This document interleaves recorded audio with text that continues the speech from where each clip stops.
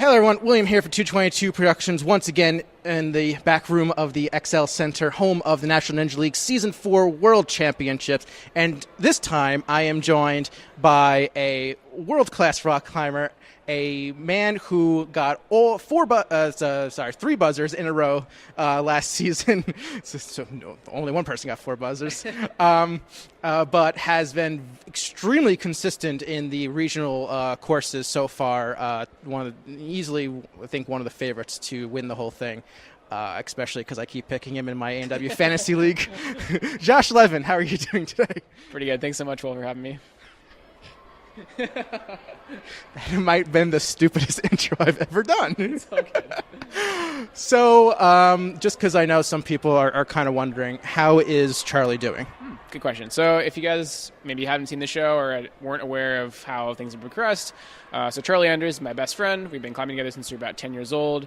And if you maybe saw during season 9, that was the first year Charlie got to compete after competing on Team Ninja Warrior College Madness. He unfortunately was injured during a filming event that we had doing the backstory filming for our casting region. So pretty tough injury, but fortunately Charlie's been able to make a really good recovery from that. And he's currently now working at a technology startup doing programming in the San Francisco Bay Area and actually living in Sunnyvale, which is literally where I'm from. So for me to have that experience, we grew up together competing at a very high level in youth competitive climbing. And then after that, we actually got to share experience in college. We were both going to school in Boston. So we got to train together, study together, partied together, all that good stuff. So it was a lot of fun sharing that experience, not only with climbing, and now we got to share it with going to college, and of course a Ninja Warrior as well for briefest of times. And now actually he's living back in the Bay Area, and we get to again train together and work out together and, think about future goals and aspirations. So it's great to have him back, and he's doing really well. He's climbing at a really high level now and starting to get back into all sorts of athletic stuff he's loved to do. And we actually got to go take a trip last year to Patagonia together for about a month to go hiking. So super great to have him back and, have him around in the San Francisco Bay Area. So great to have him.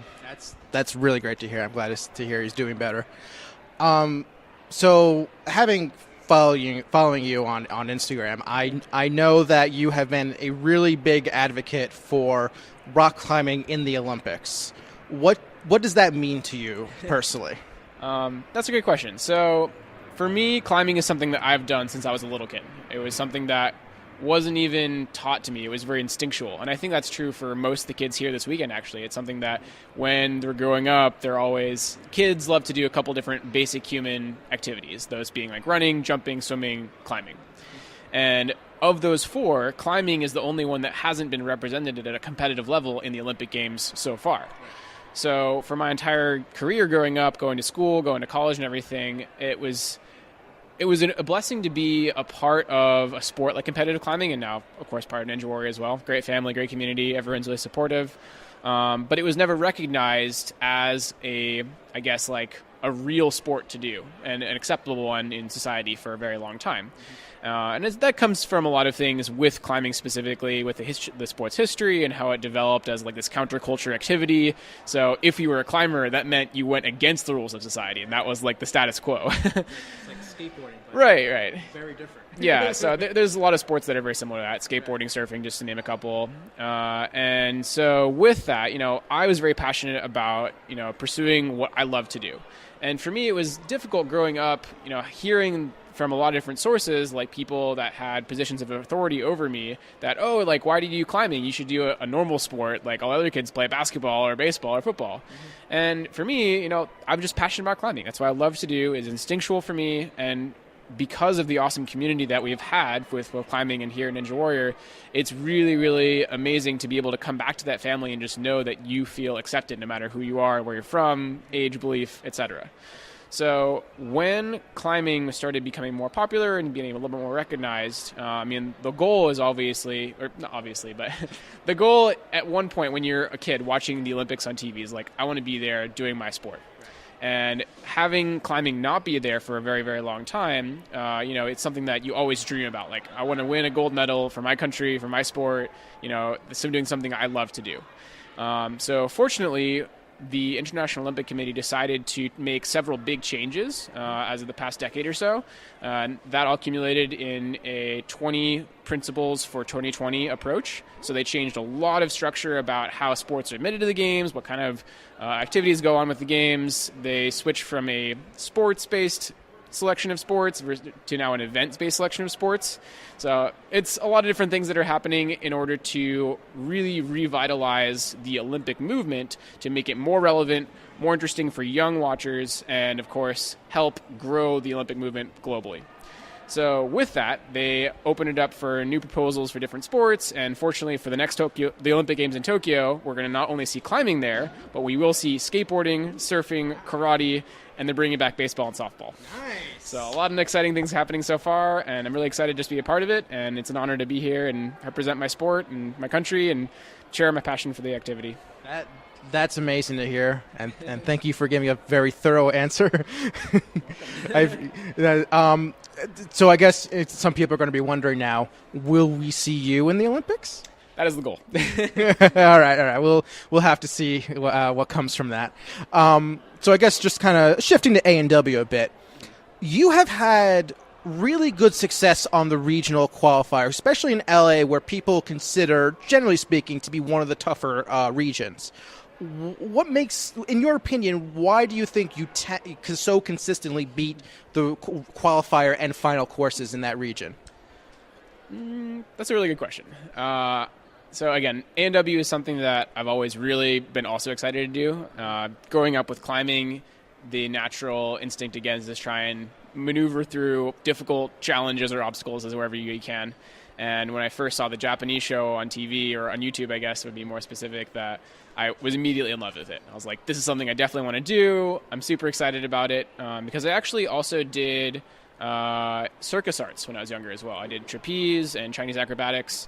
And so I have a little bit of experience with like trampolines and swinging and all these like kind of obscure things that maybe if you're just a climber, you may not have experienced.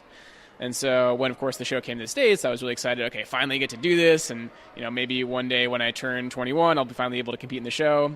And leading up into that season, when I would have been able to compete, I did a bunch of practice. I went to a bunch of different competitions. And unfortunately, I actually hurt my shoulder that season, which was season 7. So I was old enough, I was ready, but I had to get surgery and couldn't compete that year. So, shucks. But it was really cool to be a part of that community even before I started competing on the show itself. And I think, again, your question was about like my abilities and how they translate to specifically the city courses. Mm-hmm. So for most of my career, I've really enjoyed competing in climbing. And a lot of people, when you compete in climbing, there's one of 3 different disciplines. One is speed climbing, the other 2 are difficulty-based.